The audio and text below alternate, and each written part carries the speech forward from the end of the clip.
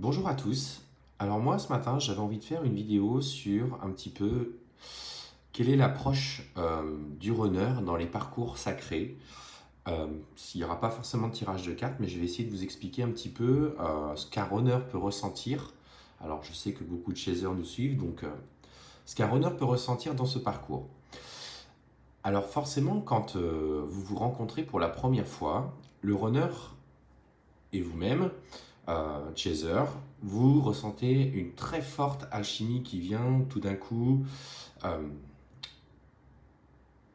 vous pousser l'un vers l'autre. Alors, vous ne savez pas, hein, en général, ce n'est pas forcément quelqu'un qui vous correspond physiquement, c'est pas quelqu'un avec qui vous avez les mêmes âges, parfois il y a une importante différence d'âge, mais voilà, vous sentez cette alchimie. Et en fait, si les occasions se présentent, vous pouvez en passant du temps ensemble, constatez que vous avez un sentiment intense de complétude. Mais ce sentiment intense au début de la relation est clairement partagé par le runner et par le chaser. Les deux, en fait, ont besoin d'être ensemble. Ils ne savent pas pourquoi, mais ils ont ce besoin de paix euh, qui, du coup, vous inonde en fait avec toute la portée de l'amour inconditionnel. Alors justement, quand on touche du doigt cet amour inconditionnel, on n'est pas sur les mêmes schémas habituels de relations amoureuses. Au début, vous parvenez pas, le runner ne parvient pas à identifier ce qu'il ressent pour son chaser. Il sait qu'il y a quelque chose de différent, il sait que c'est quelque chose d'extrêmement fort. Parfois même, il va vous dire, effectivement, si c'est pas forcément quelqu'un qui est pour le moment très éveillé, je dis bien pour le moment parce qu'il le sera par la suite, en général, euh, il va vous dire, c'est bizarre, j'ai l'impression qu'on est vraiment connecté, j'ai l'impression qu'on peut finir les mêmes phrases, on pense aux mêmes choses, on a les mêmes centres d'intérêt, parce qu'effectivement, vous êtes les mêmes. Quand vous êtes ensemble, il y a une multiplication de vos énergies et de vos vibrations qui irradient.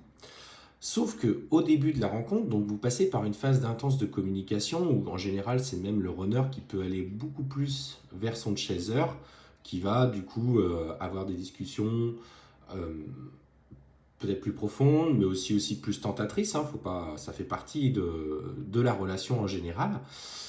Et puis à un moment donné, une situation, un quiproquo, va venir mettre les deux, les deux flammes, les deux âmes, dans l'inconfort. Et c'est à ce moment-là, du coup, que le runner, par le biais de son ego, va vous rejeter. Ce qu'il ressent, en fait, à ce moment-là, c'est que le chaser met son runner dans l'inconfort. Déjà d'une, l'inconfort matériel, c'est-à-dire en général, ça vient en écho avec une situation amoureuse, une situation personnelle qui devient compliquée et qu'il n'arrive plus à gérer, il ne parvient pas à ouvrir les yeux sur cette situation. En même temps, il y a cet inconfort aussi émotionnel, c'est-à-dire qu'il ressent cet amour de plus en plus fort pour vous, enfin ce sentiment qu'il ne qualifie pas toujours, hein, je répète, qui devient de plus en plus fort, mais en même temps, là, dans la phase de séparation, vous venez mettre en miroir ce qu'il a besoin de travailler.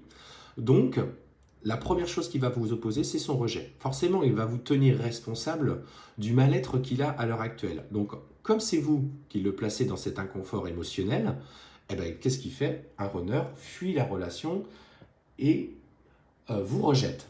Rejet que vous avez du mal à accepter parce que vous avez besoin d'exprimer cet amour que vous ressentez pour lui.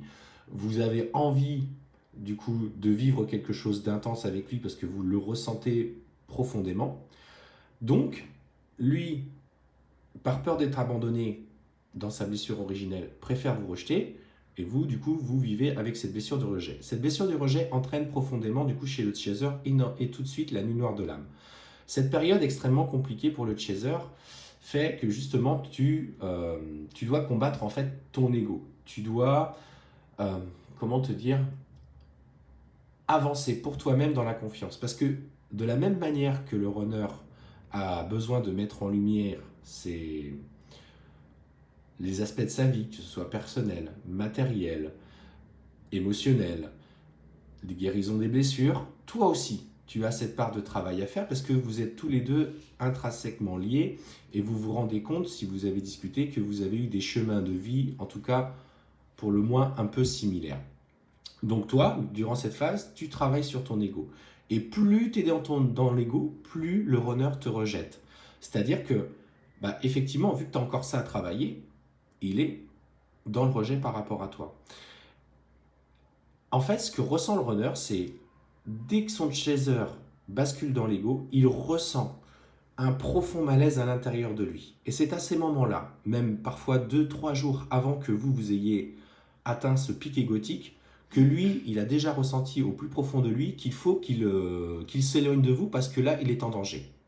Donc, il se tient à distance, il se met de plus en plus loin. Idéalement, c'est vrai que si vous parvenez à avoir un petit peu de communication durant cette phase de séparation, ça aide vraiment. Dès qu'en fait vous commencez à aller de mieux en mieux avec vous-même et à être en accord avec vous-même, là il ressent le profond besoin de revenir vers vous. Parce que là justement il ne se sentira plus dans ce danger, mais vis-à-vis de lui-même en fait. C'est pas vous qui êtes un danger, c'est le danger de l'inconfort. Et le fait est que toi, de ton côté, en actant les changements pour toi, par exemple si tu dois besoin d'acter un divorce, si tu dois acter un changement professionnel, tu prends conscience de tes schémas répétitifs, et bien lui de son côté, vu que toi tu t'es mis dans la loi de l'action, lui aussi se met dans la loi de l'action. Sauf que toi tu travailles directement sur ton parcours et lui va vivre des situations de plus en plus inconfortables qui vont mettre en lumière ses blessures. Le runner fait un travail indirect. C'est pour ça que des fois on entend « ouais mais lui il travaille pas sur lui, ça va jamais avancer ».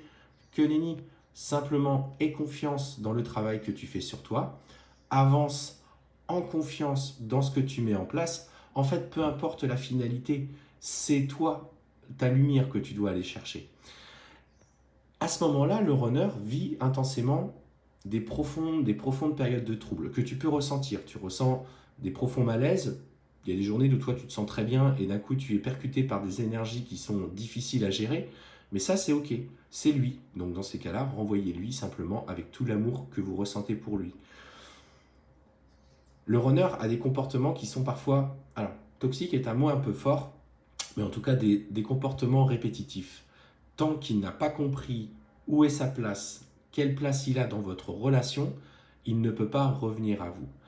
Il est vrai qu'il va vous opposer plusieurs fois une communication froide. Il va vous rejeter, il va vous bloquer, il va vous ghoster. Et ça fait partie du coup de sa façon de communiquer. L'important, c'est de toujours avoir confiance, de lâcher prise, parfois d'être mesuré un petit peu dans ce que vous ressentez, pour pas tout de suite l'inonder de votre amour, parce que pour l'instant, il n'est pas prêt à l'entendre. Par contre, effectivement, au bout d'un certain temps, et notamment lorsqu'il a traversé sa nuit noire de l'âme qui l'oblige effectivement à changer, et ça, croyez-moi, l'univers le met dans un profond inconfort pour le faire basculer, à ce moment-là, il va être prêt à revenir à la communication. C'est un processus de transformation, c'est un processus qui prend du temps. Tout le monde n'est pas capable d'aller vers cette réunion, il faut aussi l'entendre, il faut aussi l'accepter. Quoi qu'il en soit, vous pourrez malgré tout apprécier l'ampleur du parcours que vous avez effectué pour vous, parce que vous ne serez, vous chaser et lui runner, plus jamais les mêmes personnes après cette situation. Donc regardez au-delà de la relation amoureuse pure, il faut aller plus loin. Et ensuite, quand vient la réunion, sachez simplement apprécier les moments de complicité avec votre runner, avec paix, sans y mettre d'angoisse, sans y mettre d'ego, parce que là, il va vous ressentir. Et même si vous essayez de cacher, il vous ressent. Voilà, j'espère que cette petite vidéo vous aura permis de comprendre certains fonctionnements du runner et que ça va vous aider sur votre parcours et sur votre chemin spirituel. Bonne journée!